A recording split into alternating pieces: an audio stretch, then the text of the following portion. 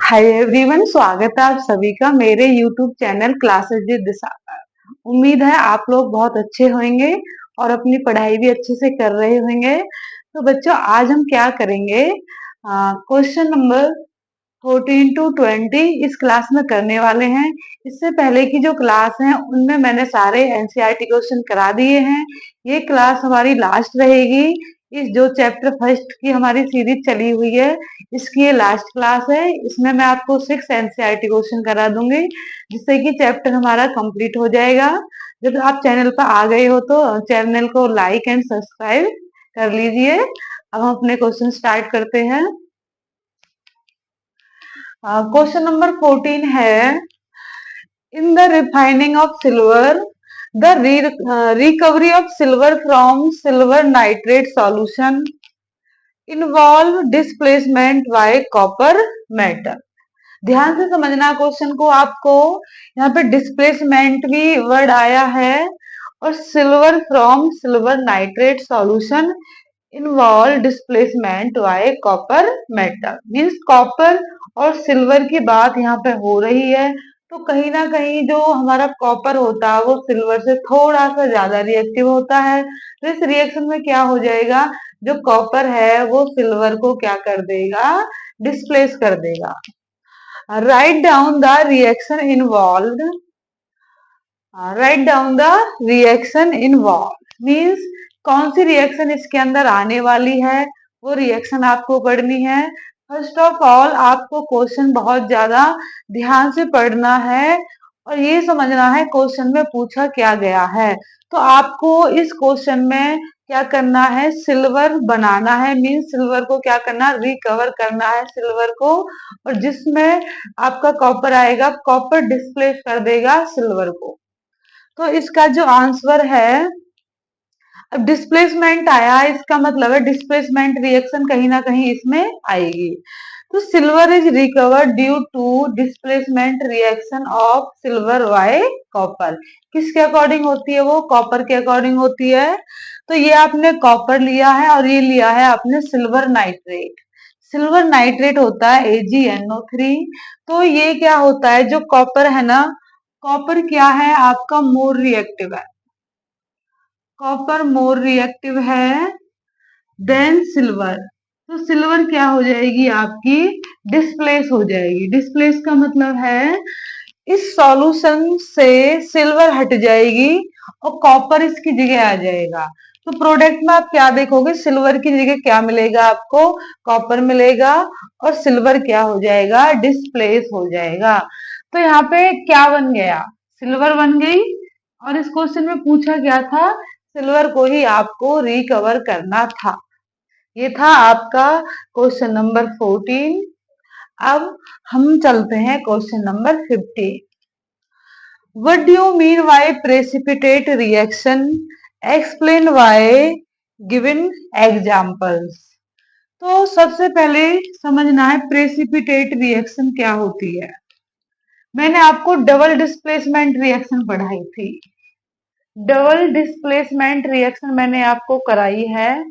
तो double displacement का ये टाइप्स होता है। मींस उसके टाइप्स पढ़ लेते हैं हम, neutralisation reaction and precipitation reaction.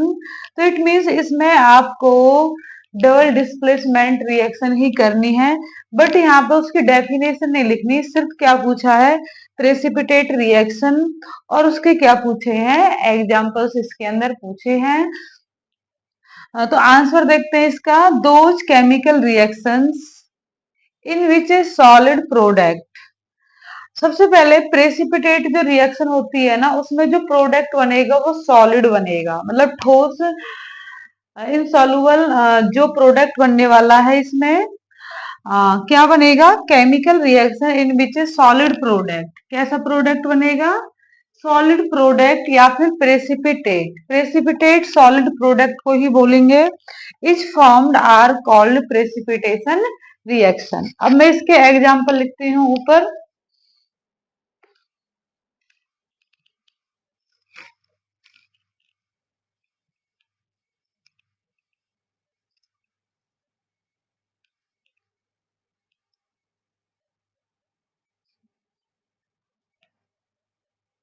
इसी क्वेश्चन के एग्जाम्पल मैं इधर लिख देती हूँ।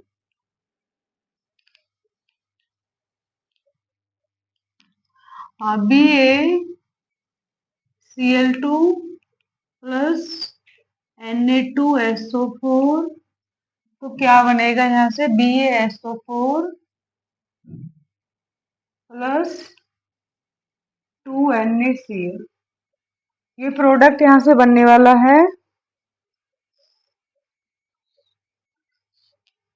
ये आपका एक्वस फॉर्म में होता है, ये भी एक्वस फॉर्म, हाँ ये भी एक्वस फॉर्म में होता है और ये भी एक्वस फॉर्म में होता है। तो इसका नाम क्या है? Barium chloride.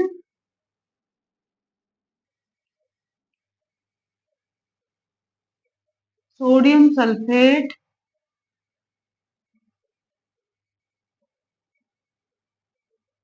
This is a barium sulphate,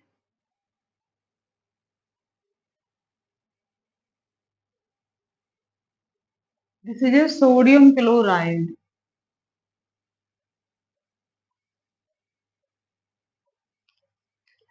ये वाला एग्जाम्पल आप इसमें लिख सकते हो।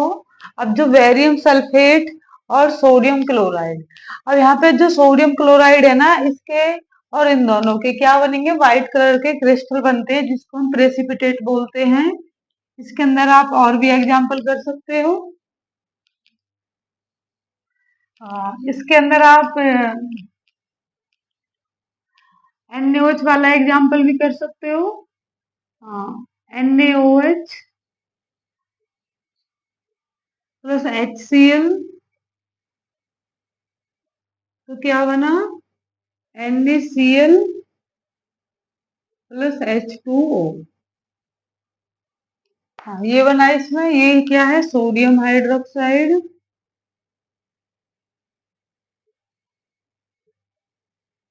Hydrochloric acid, hydrochloric acid, sodium chloride,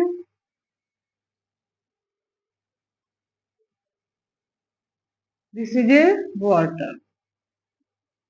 तो इसमें बनेगा सोडियम क्लोराइड है, इसके प्रेसिपिटेट बनते हैं। तो ये थी आपकी प्रेसिपिटेट रिएक्शन। प्रेसिपिटेट होती है जिसमें कुछ पीपीटी बन के आते हैं, कुछ निकल के मटेरियल निकल के आएगा, जो हमारा सॉलिड मटेरियल होता है उसको बोलते हैं। अब हम करेंगे क्वेश्चन नंबर नेक्स्ट।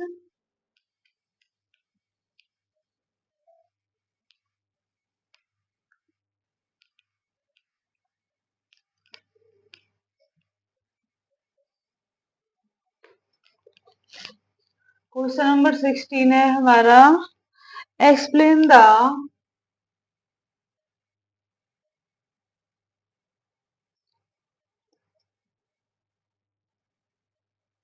फॉलोइंग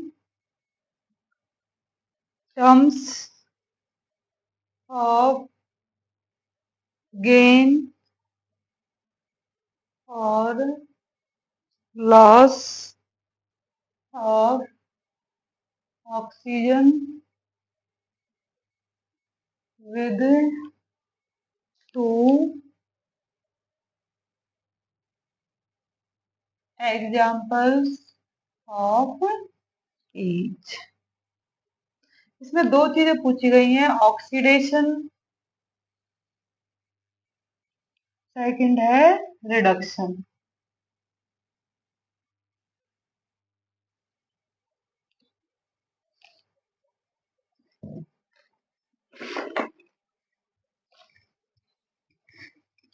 हाँ, तो जब मैंने आपको नोट्स करे थे हम लोगों ने, तो उसमें मैंने आपको खूब अच्छे से बताया है ऑक्सीडेशन और रिडक्शन। आप लोग वहां से भी याद कर सकते हो। अगर आपने नोट्स बना लिए हैं तो ये लिखने की जरूरत नहीं है, आप वहां से भी याद कर सकते हो।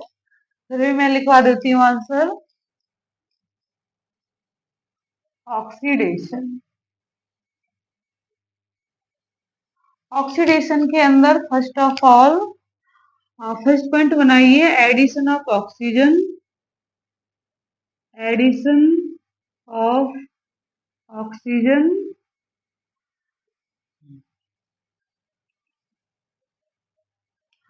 Addition of oxygen to a substance. Second point, removal of hydrogen. Removal of hydrogen from a substance. ये इसकी डेफिनेशन है और नोट्स में मैंने 2-3 पॉइंट और लिखवा दिए हैं आपको, तो इसके लिख लो एग्जाम्पल। C+O2, C+O2 क्या बनेगा? CO2। ये क्या है आपका? Carbon,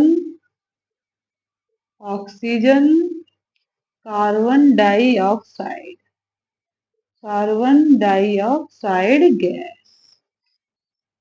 second example is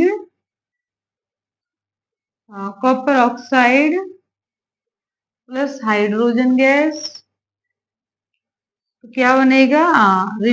oxygen add कर दो, Cu plus H2O।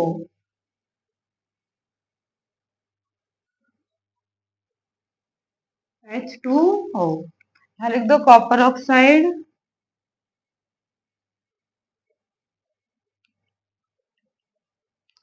Hydrogen gas,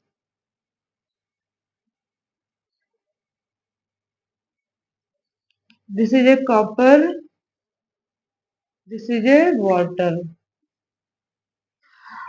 तो ये है ऑक्सीडेशन रिएक्शन। ऑक्सीडेशन को याद कर लेना, एडिशन ऑफ ऑक्सीजन। ओ से ऑक्सीडेशन चालू होता है, ओ से ही ऑक्सीजन मीन्स एडिशन जिसमें करते हैं ऑक्सीजन का, वो क्या होता है आपका? ऑक्सीडेशन। सेकंड इज इसका अपोजिट, रिमूवल ऑफ हाइड्रोजन। या तो आप हाइड्रोजन को क्या कर देते हो भाई? रिमूव कर देते हो, या एडिशन ऐड कर देते हो, तो वो होती है हमारी ऑक्सीडेशन रिएक्शन। दो एग्जाम्पल मैंने इसके कराए हैं, आप इनसे अलग भी एग्जाम्पल लिख सकते हो। अब मैं कराऊंगी इसी का रिडक्शन, बी वाला पार्ट।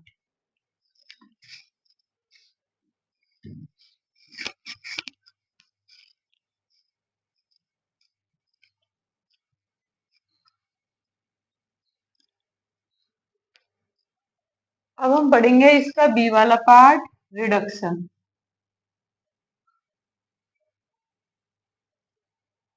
इसमें लिखो addition of hydrogen,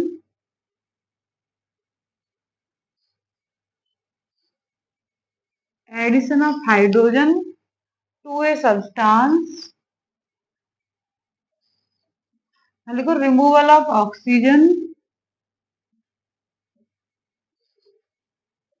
from a substance. तो ये किसकी डेफिनेशन हो चुकी है? रिडक्शन की डेफिनेशन हो चुकी है। अब इसके एग्जाम्पल लिख लो।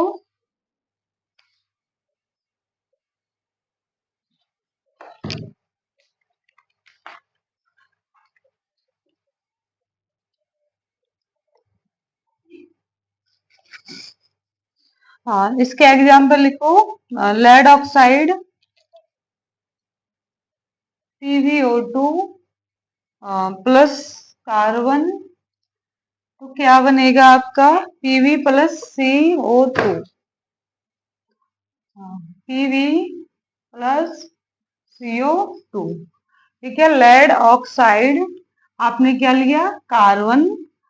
अब यहाँ पे क्या हुआ है? Pb plus C means removal of oxygen, ये ऑक्सीजन को रिमूव कर देगा, तो इसका लिखो lead oxide, this is a carbon, ये लेड और एक कार्बन डाई ऑक्साइड। इक्वेशन आपको इनकी लिखनी है। ये लेड ऑक्साइड भी सॉलिड होता है, ये भी सॉलिड होता है, ये सॉलिड और ये होती है गैस। नेक्स्ट एग्जांपल लिख लो इसका।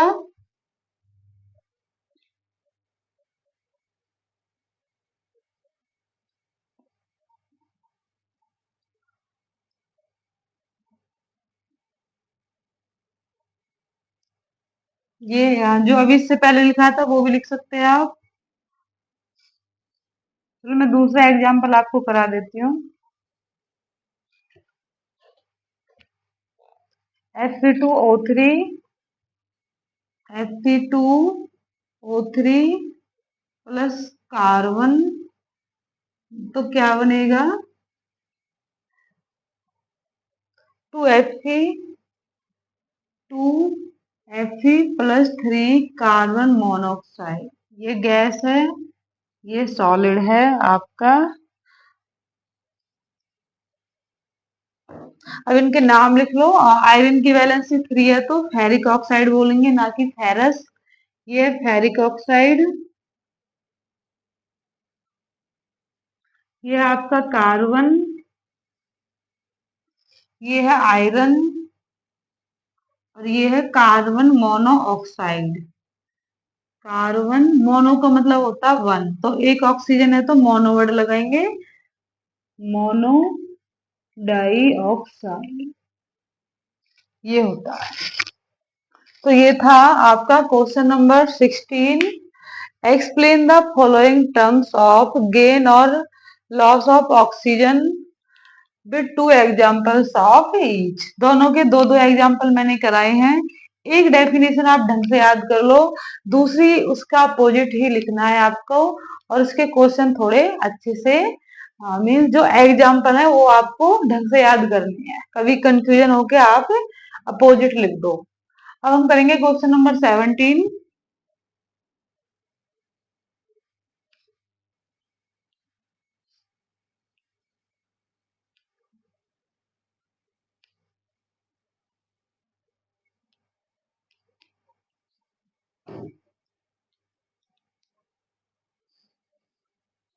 Question number 17 is shiny brown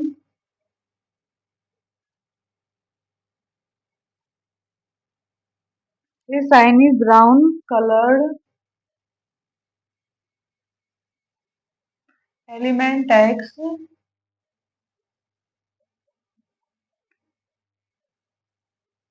on heating in air becomes black in color,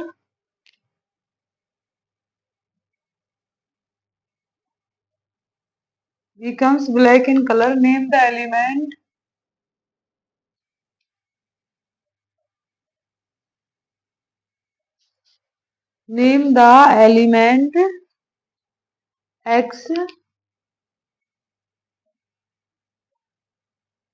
and the black colored compound formed।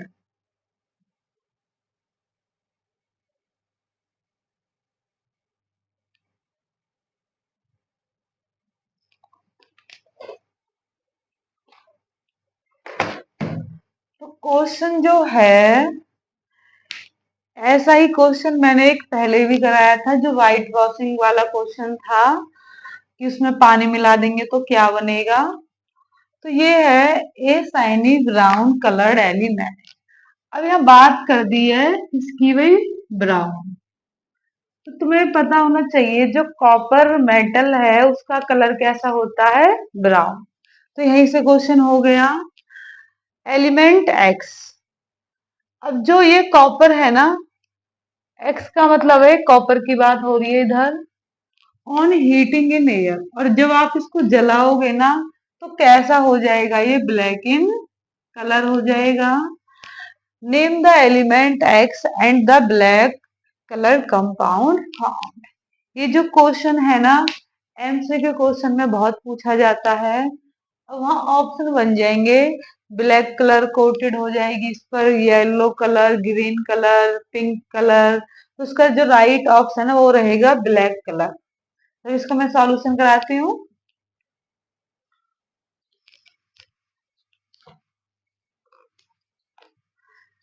The given element is copper, the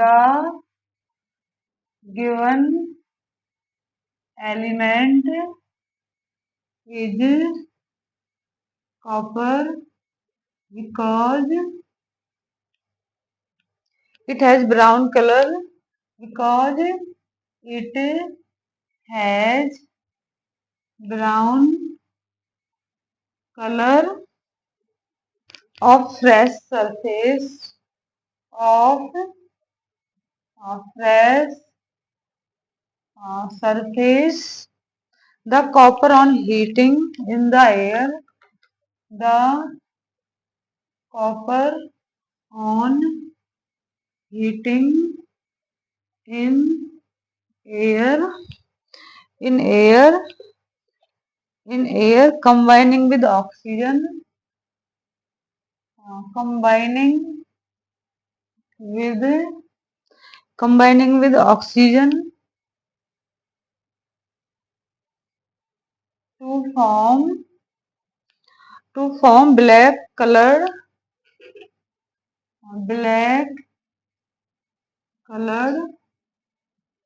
copper oxide. Copper oxide. हाँ तो इसकी reaction करेंगे। आपको क्या लेना है? कॉपर। ये solid होता है। अब आप इसको हीट करोगे तो इन प्रेजेंस ऑफ ऑक्सीजन। कभी भी आप किसी चीज को हीट कर रहे हैं तो इन प्रेजेंस ऑफ ऑक्सीजन होता है। यहाँ लिखिए हीटिंग या हीट। हाँ तो क्या बनेगा? CuO। CuO ये बनेगा कॉपर ऑक्साइड। सॉलिड बनेगा ये। अब बैलेंसिंग के लिए ऑक्सीजन 2 है तो इधर 2 लगा दीजिए और इधर भी 2 आएगा। तो अब इनके आपको क्या लिखने हैं? नेम। अब ये जो कॉपर ऑक्साइड बना है ये होता है ब्लैक इन कलर, ये होता है ब्राउन इन कलर। अब जलने के बाद ये कैसा हो जाता है? ब्लैक। ये है copper, fresh copper, brownish colour. ये आपकी ऑक्सीजन, ये आपकी कॉपर ऑक्साइड, ये होती है ब्लैक इन कलर,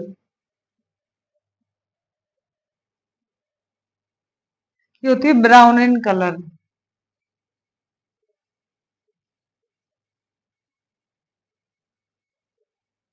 ये था आपका क्वेश्चन नंबर 17। एक बार मैं और एक्सप्लेन करना चाहूंगी। क्वेश्चन में पूछा है कोई ब्राउन कलर का एलिमेंट है जिसको इन्होंने एक्स बता दिया। एलिमेंट का नाम बताया नहीं है। उस एलिमेंट का तुम्हें खुद से आइडिया लगाना है। जो ब्राउन कलर होता है वो आपकी सिल्वर भी नहीं होती है, गोल्ड भी नहीं होता है, आयरन भी नहीं होता है, एल्यूमिनियम भी नहीं होता है। तो क्या होता है? वो कॉपर होता है। अगर आप इसको क्या कर देते हो? हीट कर देते हो एयर के संपर्क में तो वो ब्लैक कलर का हो जाता है। तो सिर्फ यही मैंने इसमें लिखा है डेफिनेशन में। The given element is copper because it has brown in colour of fresh surface. The copper on heating in air combining with oxygen to form a black copper oxide. तो ये इसकी जो आपने लिखा है ना, इसकी ये रिएक्शन है। मींस इस रिएक्शन को आपने स्टेटमेंट की फॉर्म में लिखा है।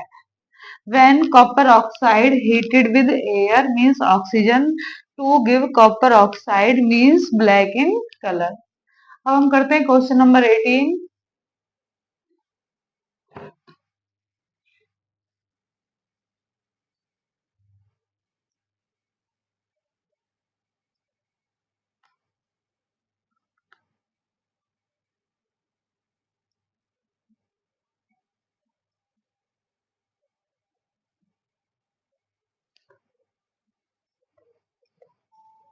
क्वेश्चन नंबर 18 है, बहुत ही आसान क्वेश्चन है। Why do we apply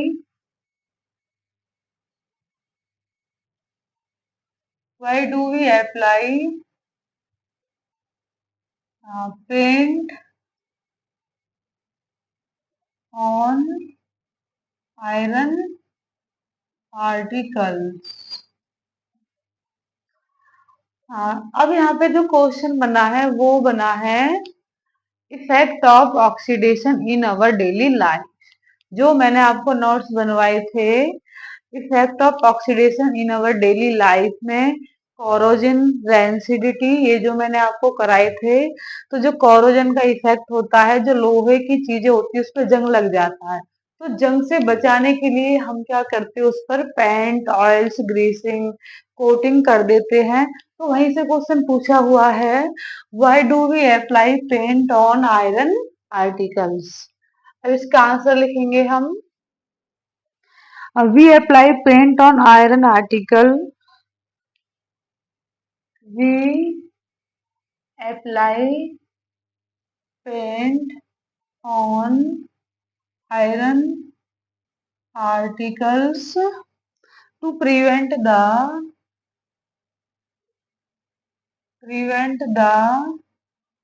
iron particles from rusting। सबसे मेन जो मकसद होता है वो होता है हमारा रस्टिंग से बचाना। For rusting the oxygen, for rusting the oxygen and moisture are necessary condition, and moistures are necessary conditions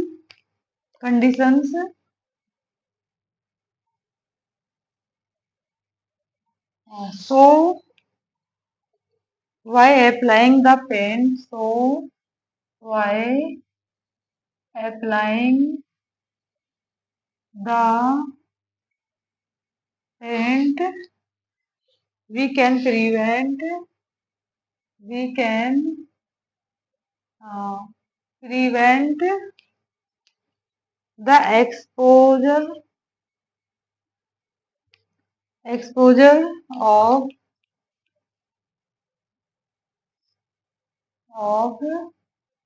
iron articles to air, moisture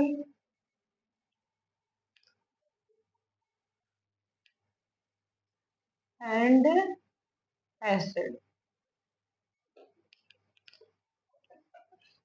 तो ये क्वेश्चन था हमारा, लोहे की जो चीजें होती हैं उन पे पेंट क्यों किया जाता है। तो we applying paint on iron articles to prevent the iron article from the rusting. Main मकसद हमारा क्या होता है, रस्टिंग से उनको बचाना। क्योंकि हमारा जो एनवायरनमेंट होता है उसके अंदर क्या होता है, मॉइस्चर होता है, एसिड्स होते हैं, उसकी वजह से आयरन क्या हो जाता है, खराब हो जाता है। तो we apply paint on iron article to prevent the iron articles from rusting, for rusting the oxygen and moisture are necessary condition. अब यहाँ से दो क्वेश्चन बन गए, एक तो ये तो है ही, एक क्वेश्चन यहाँ से ये भी बन सकता है कि what are the necessary condition for rusting, कि रस्टिंग के लिए कौन कौन सी कंडीशन होनी चाहिए। तो कौन कौन सी होनी चाहिए, moisture are necessary condition, oxygen and moisture. So by applying the paint, we can prevent the exposure of iron article to air, moisture, etc. acid। तो इसलिए हम क्या करते हैं, लोहे की चीजों पर पेंट कर देते हैं। अब हम क्वेश्चन नंबर 19 करेंगे।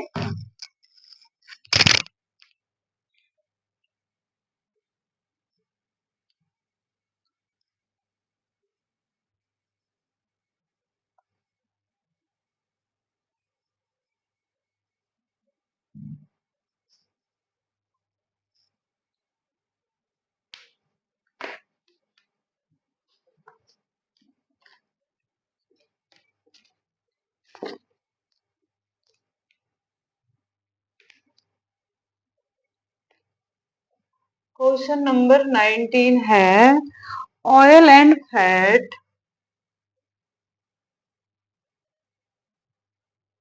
Fat containing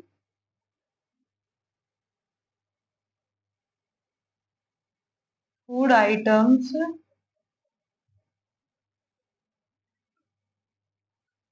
are flush with nitrogen and why?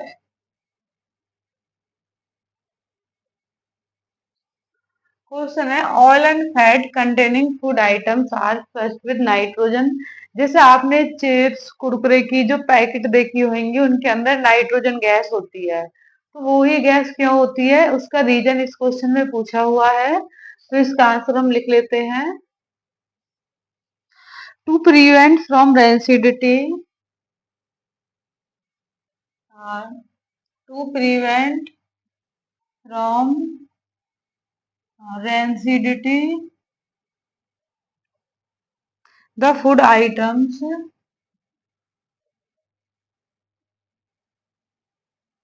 the food items particularly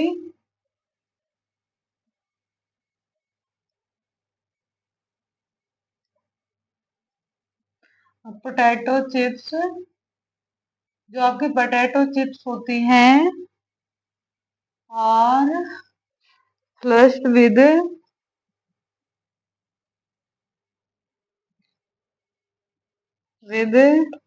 nitrogen,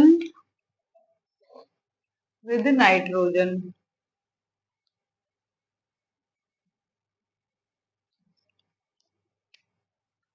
as nitrogen is,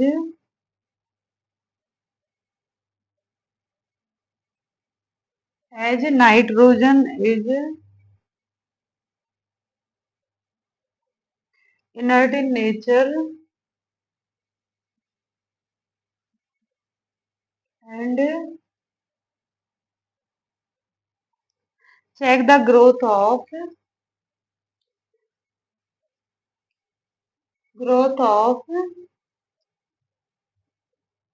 microbes and also protect from oxygen, protect from oxygen during rancidity,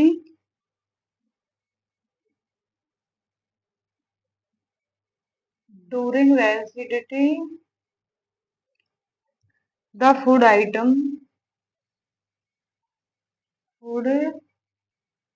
items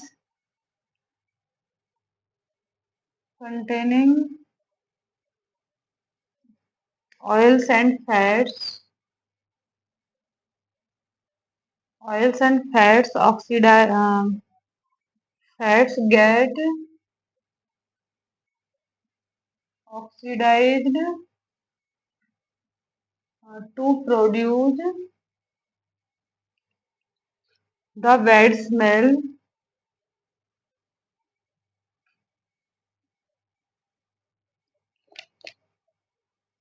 and become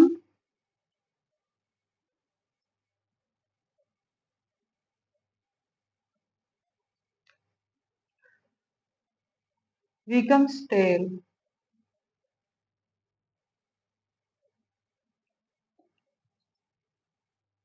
question number 20 है, explain the following terms.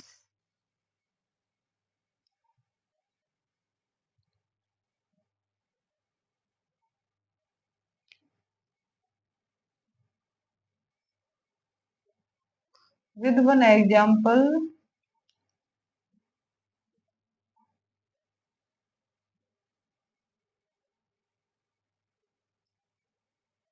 each। ए इसमें पूछा है corrosion, B पूछा है rancidity.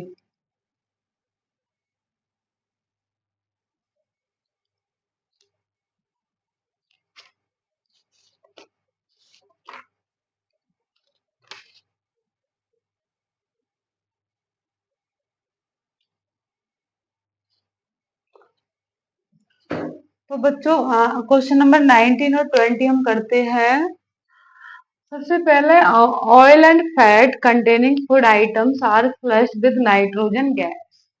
जो हमारे हमारे oils में जो चीजें क्या होती हैं, ऑयल्स के अंदर बनाई जाती हैं, उन चीजों को क्या कहा, नाइट्रोजन गैस के साथ क्यों रखा जाता है, ये रीजन पूछा है।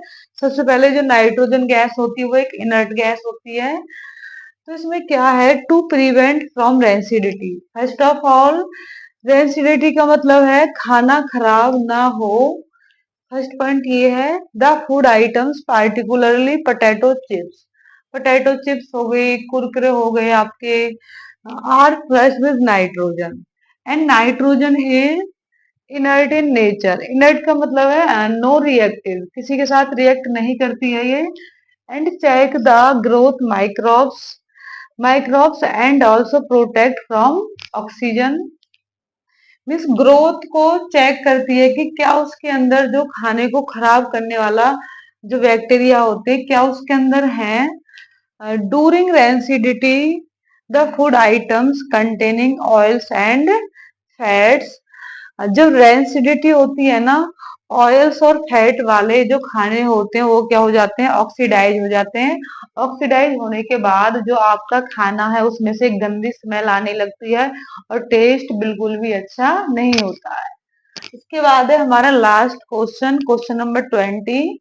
इसके अंदर दो टर्म्स पूछी हैं, explain the following terms with one example each. तो एक इसमें पूछा है कोरोजन और एक पूछा है इसके अंदर रेंसिडिटी।